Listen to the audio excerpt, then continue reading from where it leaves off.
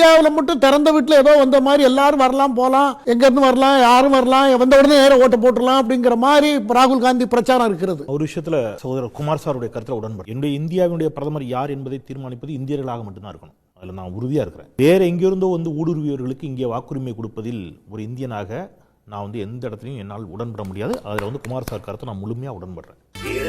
அதனால என்ன செய்யணும் அப்படின்னு கேட்டீங்கன்னா, கடந்த நாடாளுமன்ற தேர்தலை ரத்து செஞ்சிடணும்.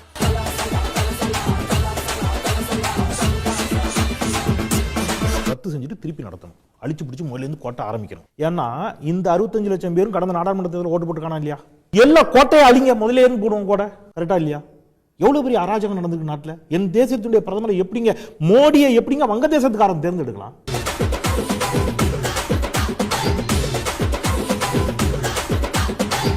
ஆதார் கார்டில் மற்ற ஓட்டர் ஐடியில் கோளாறு இருக்கு என்பதை கண்டுபிடித்து தான் அதற்குரிய தகவல்களை வச்சு தான் இந்த விசாரணையை அவங்க எஸ்ஐஆர் அவங்க கையில் எடுத்து ஆதார பேங்க் அக்கௌண்டோட என்ன, ஆதார செல்போன் நம்பரோட என்ன, ஆதார கேஸ் நம்பரோட என்ன, ஆதார பேன் கார்டோட என்ன, ஆதார ஓட்டர் ஐடியோட என்ன, இவ்வளவு சொன்னீங்கல்ல.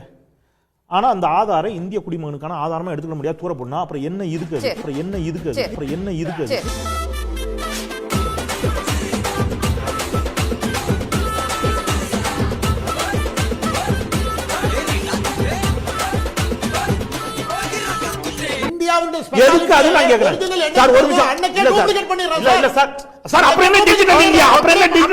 ஆதார்ல வெறும் மத்த ஓட்டர் ஐடி இது மாதிரி கிடையாது. கருவிழி, கைரேகை, எப்படி ஆதார்ல நீங்க டூப்ளிகேட் எடுக்க முடியும்?